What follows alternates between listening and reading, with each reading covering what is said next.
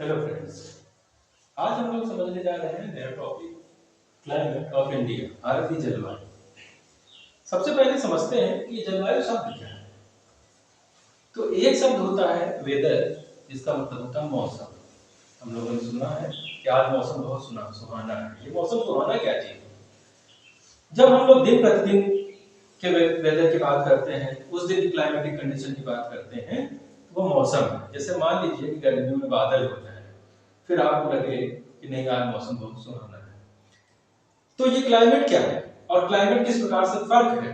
तो क्लाइमेट की बात करते हैं तो क्लाइमेट जो है 25 से 30 साल तक किसी एक जगह पर रहने वाली जलवायु जिस प्रकार से होती है वो वहां की जलवायु कहलाती है। इसमें कई फैक्टर हैं।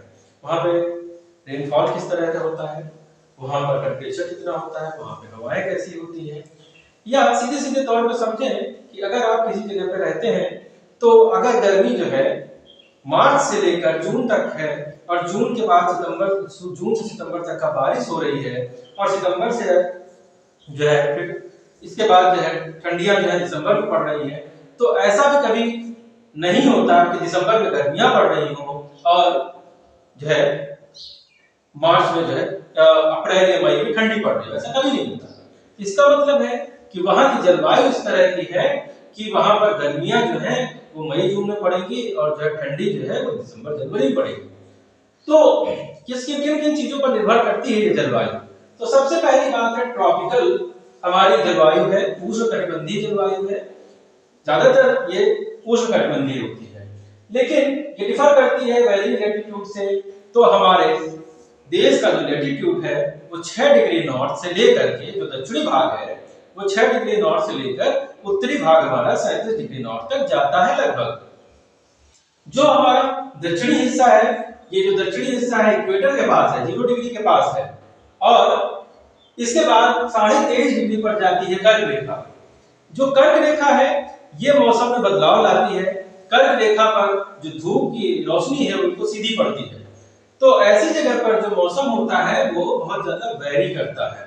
साथ ही साथ ऊपर अगर आप कर्क रेखा में जाते हैं तो वहां पर शीतोष्ण जलवायु है, और जब आप नीचे की तरफ आते हैं तो यहाँ पर ड्राई वेदर है, यहाँ पर सूखा मौसम है। इसके साथ साथ और फर्क पड़ता है ओशन से। अगर हम लोग को मालूम है कि भारत में 3 तरफ समुद्र है, बे ऑफ बंगाल, अरब सागर और हिंद महासागर। इन 3 तरफ सागर से घिरा हुआ है, और यहाँ पर होती है नमी। ये जो नमी होती है ये अपने साथ जिन हवाएं चलती हैं ये नमी उनके साथ चलती है। जब हम कोस्टल इलाके में रहते हैं तो कोस्टल इलाके पे 2 प्रकार की हवाएं चलती हैं, एक होती है सी ब्रीज और एक होती है लैंड ब्रीज। सी ब्रीज वो हवा है कि जो समुद्र से लैंड की तरफ चलती है, और लैंड ब्रीज वो है जो कि लैंड से समुद्र की तरफ चलती है। तो जो इलाके तटीय इलाके होते हैं वहां पर होता इस तरह से है कि जब दिन का मौसम होता है तो सूरज की रोशनी की वजह से धरती गर्म हो जाती है। धरती गर्म हो जाने से वहां की जो वायु है ऊपर की तरफ उठ जाती है और वहां पर एक वैक्यूम क्रिएट हो जाता है। उस वैक्यूम को भरने से के लिए समुद्र तल से नमी वाली हवाएं लैंड की तरफ चलने लगती हैं, तो वहां पर मौसम अच्छा हो जाता है। रात में उल्टा हो जाता है, रात में लैंड जल्दी ठंडी हो जाती है मगर जो समुद्र है वो धीरे धीरे ठंडा होता है। अब समुद्र के ऊपर की हवाएं गर्म हो गई, इसका मतलब वैक्यूम क्रिएट हो गया वहां पर। अब हवाएं लैंड से सी की तरफ चलने लगेंगी, इसका मतलब वहां की गर्मी को समुद्र में ले जाएगी। तो इसलिए जो टेम्परेचर का वेरिएशन होता है बहुत कम होता है। इसीलिए हम लोगों ने देखा है बंबई या और भी इलाकों में जो लोग तटीय इलाकों में रहते हैं उनको बहुत ज्यादा ठंडी उन्हें नहीं पता, क्योंकि उतनी ज्यादा ठंड पड़ती नहीं है।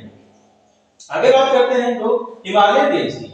हिमालयन रेंज जो है हमारे उत्तर पूर्व से लेकर के उत्तर तक की फैली हुई है, जम्मू कश्मीर से अरुणाचल प्रदेश तक की ये हमारी हिमालयन रेंज है। ये 2 तरह से काम करती है। एक तरफ तो ये साइबेरिया से चलने वाली ठंडी हवाओं को रोकने का काम करती है, दूसरी तरफ ये हवाएं जब मानसूनी हवाएं चलती हैं वो मानसूनी हवाएं पर्वतों पर टकरा करके बरस जाती हैं और ये मानसूनी हवाओं को रोकने का भी काम करते हैं। इसी प्रकार से जब हम लोग समुद्र से दूरी जैसे जैसे घटती चली जाएगी, समुद्र से दूरी जितनी घटेगी उतना जो है बारिश भी ज्यादा होगी वहां पर और मौसम भी वहां पर ठीक रहेगा। लेकिन जैसे जैसे हम लोग समुद्र से दूर चलते चले जाएंगे तो बारिश भी घटती चली जाएगी और साथ ही साथ वहां पर मौसम में वेरिएशन बहुत होगा। समझ, जैसे कि अगर हम लोग बात करें उत्तर प्रदेश या राजस्थान जैसे इलाकों की, जहां पर जो है तापांतर बहुत ज्यादा होता है, ठंडियों में बहुत ज्यादा ठंड पड़ती है तो गर्मियों में बहुत ज्यादा गर्म पड़ती है। वैसे तापांतर भारत में कई जगह पर है। अगर हम लोग नोटिस करें तो गर्मियों में जो टेम्परेचर होता है, अगर राजस्थान की बात करें तो राजस्थान में बीकानेर में 55 डिग्री सेंटीग्रेड तक टेम्परेचर चला जाता है।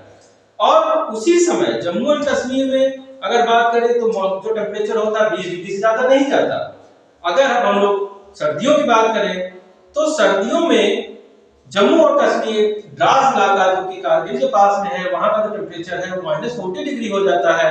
और वहीं पर जो केरल का तट है वहां पर टेम्परेचर 20 से 27 डिग्री तक होता है। इसका मतलब है कि टेम्परेचर का वेरिएशन बहुत ज्यादा हो रहा है।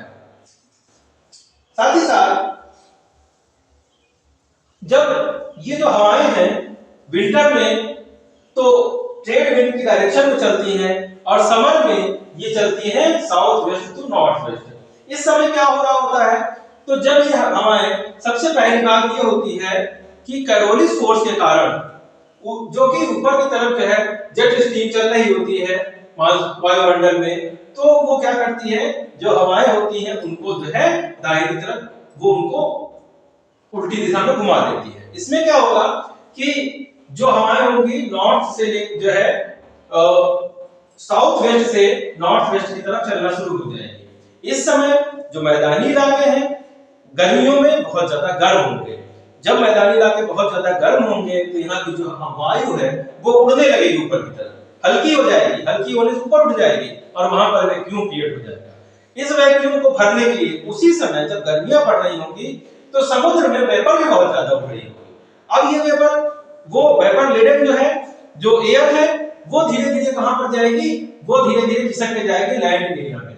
और लैंड एरिया में जब हम लोग आगे की तरफ जाएंगे तो जब ये बहुत ज्यादा भर जाएगी तो सबसे पहला जो मानसून होता है वो हमारा ब्रस्ट करता है कहां पर, केरल में।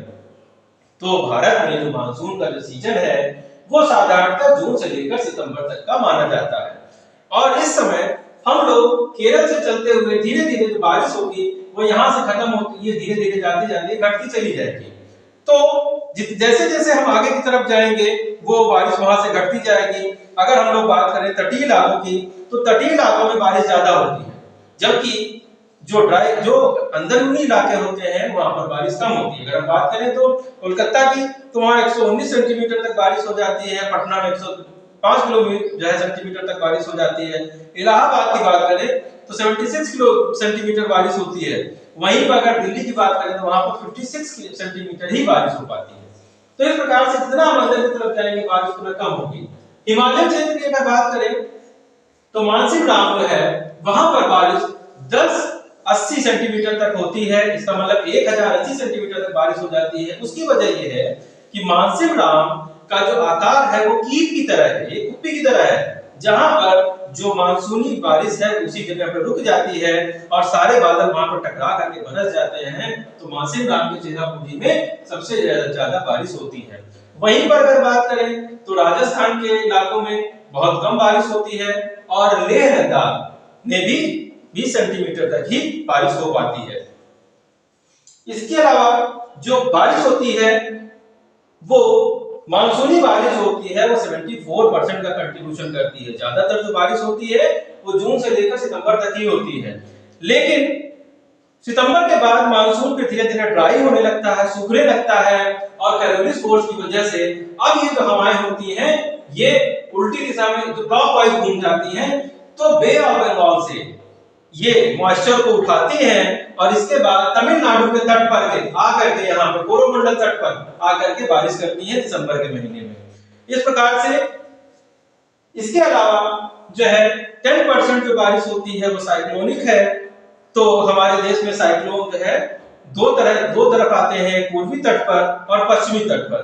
तो ये समय समय पर आने वाले साइक्लोन भी बहुत ज्यादा बारिश लेकर के आते हैं, जिसका योगदान लगभग 10% के आसपास का होता है। इसके बाद जो अल नीनो है, ये 10 से 12 साल में कभी कभी आता है हमारे देश में, और जब ये आता है तो हमारी जो बारिश होती है, मानसून का जो समय होता है, उसको 10 से 12 दिन तक का डिले कर देता है। इसकी वजह से, अल नीनो की वजह से कभी बहुत ज्यादा सूखा पड़ सकता है, कभी बहुत ज्यादा बाढ़ आ सकती है। तो ये मौसम के अकस्मात परिवर्तन के लिए जो है जिम्मेदार माना जाता है।